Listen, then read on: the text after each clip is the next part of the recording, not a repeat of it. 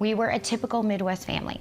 Mom, dad, pot roast on Sunday, Walter Cronkite on the news. And then my parents got divorced.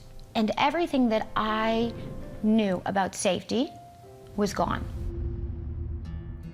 After her parents divorced, Carrie Cecil moved with her mother to Arizona.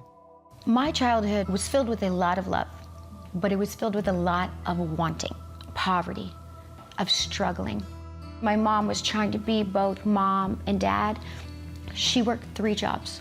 But when a parent works a lot, a single mom, kids are left to their own.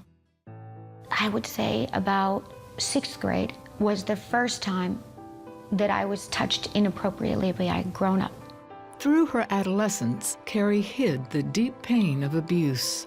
The way that I saw myself at that time was damaged goods. And I was gonna do whatever it took to try to, as a kid, and then as a young adult, and then as a woman, to just mask that, to lie.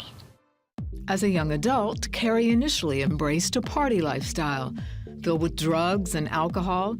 But as she matured, she found her comfort elsewhere. When that didn't work for me, when self-medication didn't work, trying to fill up that hole, it was career, it was money, because poverty, I thought, was the problem. From college to New York, had some wonderful mentors there. From New York to LA, working in PR, working in movie sets, and my career was taking off. By her 20s, Carrie was a top publicist and writer in the entertainment industry.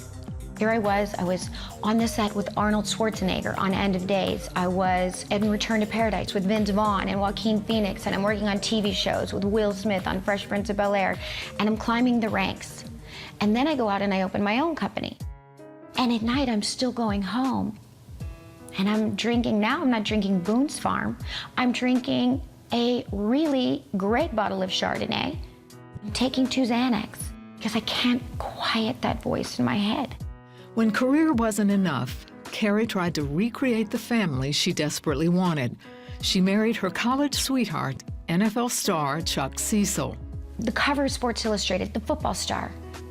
Too vicious for the NFL. I mean, my husband is good looking, and still, it's not enough.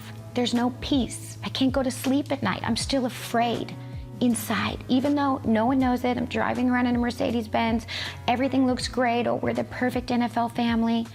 No. But in 2001, Carrie's life took an unexpected turn.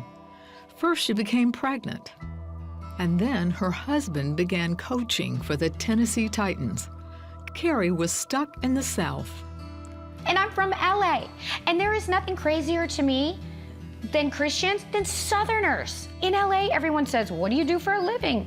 In Nashville, people say, where do you go to church? You're like, church?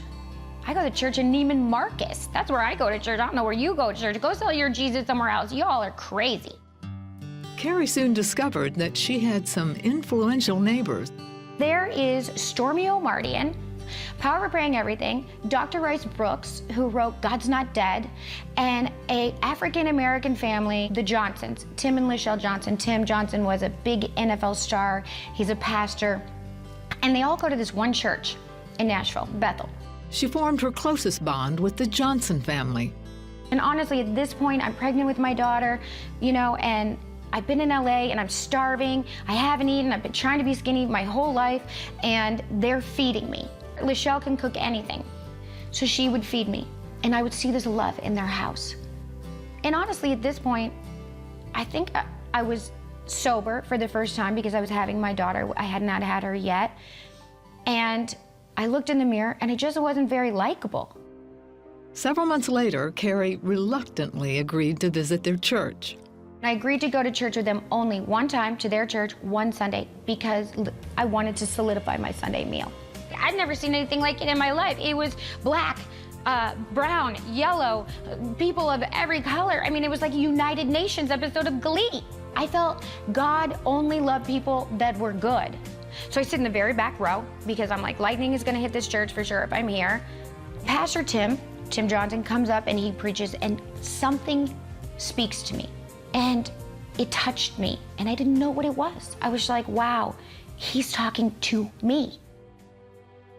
For a year after Carrie's trip to church, she continually asked the Johnson family spiritual questions. Finally, Carrie got the sign she was looking for. I walked into a store and I got a sign, but it was a sign on the wall.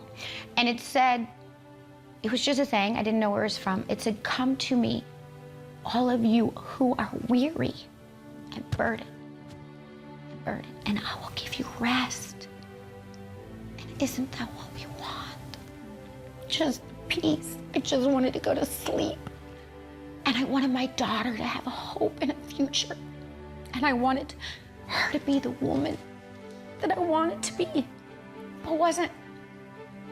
And I went over to Tim's house that night, and Michelle and I sat on their back porch, and I said, "Okay, tell me, what is it? How do you have all this life and peace and joy?" And he said, "Baby, that ain't us. That's Jesus in us." 6 months later, Carrie was baptized at Pastor Tim's church.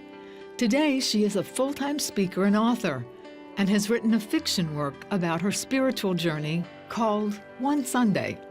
God didn't come to save the perfect. He came to save the broken. He loves us at our worst. He loves us in the places that we can't love ourselves. If you're that one person like I was, maybe you don't have anything. Maybe you have it all. At some point, you're gonna need more. And that is when God moves in. We're in a place where God will meet you exactly where you are, exactly right now.